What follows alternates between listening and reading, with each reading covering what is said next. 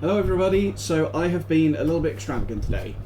As you know, I have numerous hobbies that involve camping in fields, LARPing, reenactment, canoeing quite often involves camping in a field as well, and so I've decided to treat myself.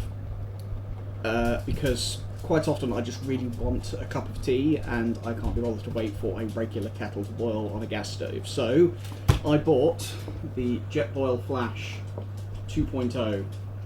Which is supposed to boil 500 ml of water in 100 seconds. So we're going to put that to the test today. First of all, I am going to take it out of the box.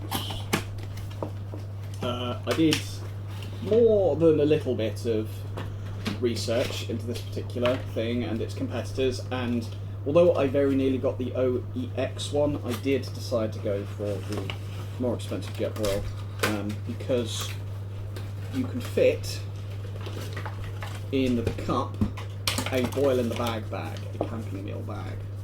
So this is the Jetboil itself. There's a bunch of information, leaflets and stuff there. Oh, I also got a spork, which I'm very happy about. But it comes with a measuring cup / bowl. And in here we should have all of the bits.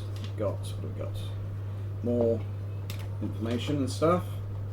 Cardboard packaging. And this is the burner itself, and then this is the pot stand. Oops. So not the pot stand, this is the gas cylinder stand. So I did buy a gas cylinder as well. I decided to get the Jetboil branded one because it really wasn't actually that expensive, and I think it was about the same price as the equivalent ones that they had in there. So we have the cup with its sleeve. This is a litre, although it recommends that you don't boil any more than about 500 ml at a time, but I might test that as well. And it's got this nice silicone sleeve so you don't burn your hand when holding it. There is a handle, but that's really for your hand to slip through rather than to hold it by. So we've got this thing here. Is there a way I can get this off without tearing it? I don't think so. Yeah, I got it. This thing here, which screws onto the top of the gas cylinder, and it's got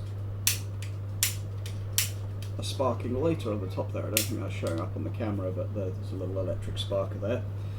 It's got a lid with a strainer, a sipping / pouring hole, as well as a hole for the coffee press that they do that fits this size of container, which I have to admit I'm quite tempted by. Maybe this could be my coffee machine in my office. So I'm going to clean this all up and then we'll be back with a assembly and test.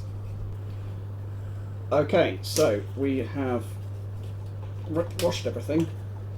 I've got cable ties attached to my spork. Yeah, I'm reaching for the scissors. I've got my director behind the camera now. Okay, so I've not done this before. I hope you can hear me okay and the fan isn't drowning out my voice. Actually, I just realised that. But yes, I have not done this before. This is the first time I have tried this. So actually, this is the size which fits in here. With, in fact, I'll show that quickly. So if we put everything back in here, this canister actually fits neatly inside the cup with the burner and everything in there. So that clips on top, and then this just clips underneath. So that is it. That is your stove / coffee mug / soup cup / whatever. But the burner stand actually has points for bigger canisters as well. So this is the one for the canister that we're using at the moment, and there's the one for the next size up. So this just clips in here. And I'm guessing as long as it's got the right threaded and size nozzle, the connector thingy, I'm guessing you could use almost any size canister. So it's got a cap that goes on there, and then this just screws on. Try not to break it, just to support it. screws on that.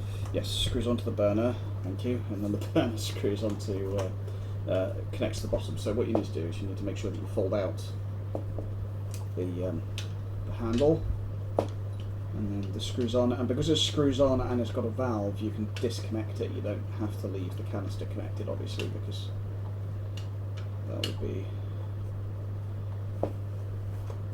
very inconvenient for backpacking if you couldn't disconnect the cylinder. There we go. Oh, smell that gas. And then this connects into, there's little bumps on here that go into the I don't know how well that's coming across in the camera, that connect into here. So if we slide this in, you line the bump up with the slot, and then just slot it in, make sure it's all connected. So in theory, you don't need to disconnect the canister to drink from this. In fact, it's actually designed that you can carry it around. There we go. So we've got here 500 ml of water. I'm going to add that. There we go. We're going to pop the lid on. We're going to turn that on. Can you get a timer, actually, on your phone? Okay, so what we're going to do is we're going to turn this on, and then I'm going to fire it. There we go. So now we'll pause the recording and we'll come back when it's boiled. Okay, that was actually 1:35 it started boiling, so 95 seconds. And I've got to mention this, but this is a colour changing thing on the sleeve that indicates it turns orange when it's boiled. So yeah, that was pretty quick. And we have a container of boiling water, which is also kept nice and warm by the neoprene sleeve. So now I'm going to make some coffee. So I'm just going to pop in some coffee. That might be a bit more than most people have, but I love strong coffee.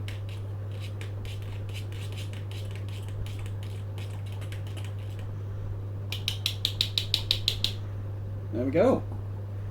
Boiled water in under 100 seconds. And that wasn't too hot to twist off for you just now? No. I mean, you could do it from down here, I suppose, where it's cooler. Yeah. I'm pretty happy with that. So cheers, Jetboil.